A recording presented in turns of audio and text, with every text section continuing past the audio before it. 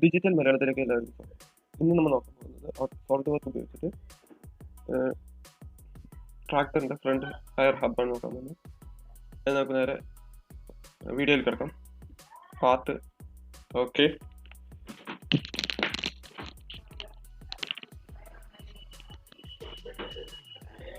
Front plane എടുക്കാം. Normal to sketch. Line select ചെയ്യാം. ലൈനിൽ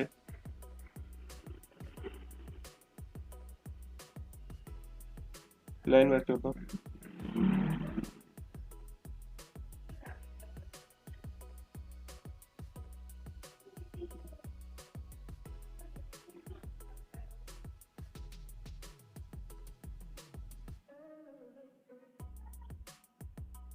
ഒറിജിനൽ ജോയിൻ ചെയ്യാം.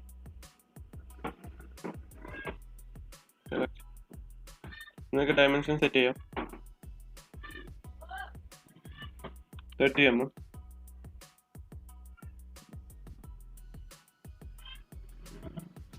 30,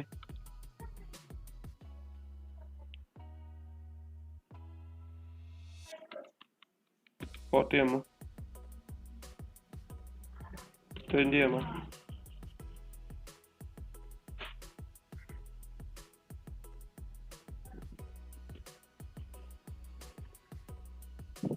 50 mm, 10 mm,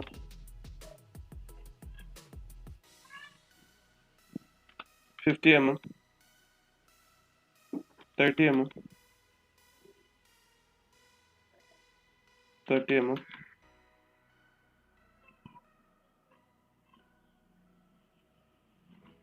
75 mm, by default 20 mm. Fully construct ആയിട്ടുള്ള drawing ആയിട്ടുണ്ട്. ഇനി നമുക്ക് നേരെ ഫീച്ചേഴ്സിൽ പോവാം. Revolve boss base. ആക്സിസ് ആയിട്ട് ഈ ലൈൻ സെലക്ട് ചെയ്യാം.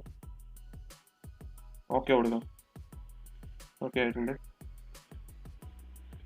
ഇനി നമുക്ക് റൈറ്റിലേക്ക് വ്യൂ,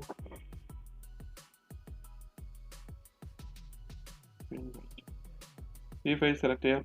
നോർമൽ ടു സ്കെച്ച് ചെയ്യാം. ഒരു സർക്കിൾ ക്രിയേറ്റ് ചെയ്യാം. സെൻറ്റർ പോയിന്റ് നിന്ന് കറക്റ്റ് സ്ട്രൈറ്റ് ആയിട്ടുള്ളൊരു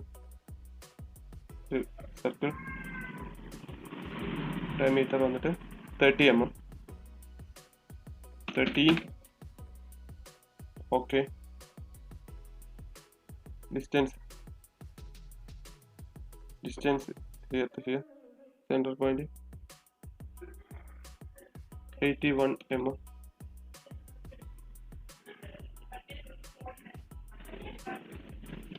രണ്ട് ലൈനും കൂടി വെർട്ടിക്കൽ റിലേഷൻ. ഫുള്ളി കൺസ്ട്രൈൻഡ് ആയിട്ടുള്ള ഡ്രോയിങ് ആയി. നമുക്ക് ഫീച്ചേഴ്സിൽ പോയിട്ട് എക്സ്ട്രൂഡ് 20 mm, 20 mm കൊടുക്കാം.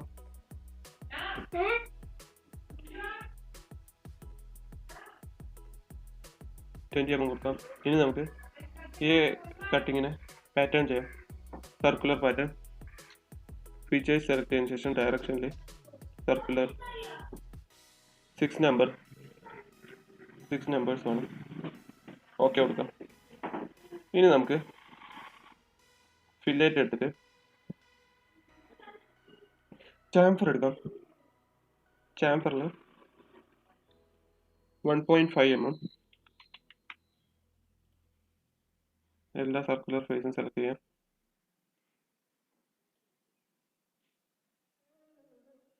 ഓക്കെ കൊടുക്കാം.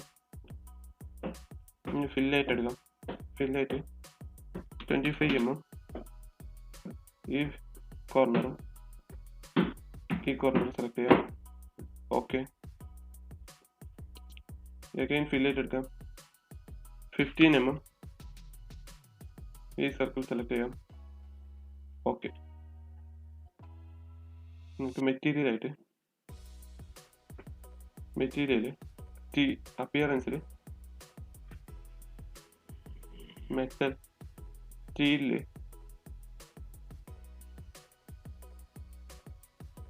ബ്രഷ്ഡ് സ്റ്റീൽ ഇടാം. ഇത്രയേ ഉള്ളൂ ഗൈസ് ഇന്നത്തെ വീഡിയോ. ഇന്ന് നമ്മൾ നോക്കിയത് ട്രാക്ടറിൻ്റെ ഫ്രണ്ട് ടയർ ഹബ്ബാണ്. ഇത് നമുക്ക് നേരെ സേവ് ചെയ്യാം. സേവ്.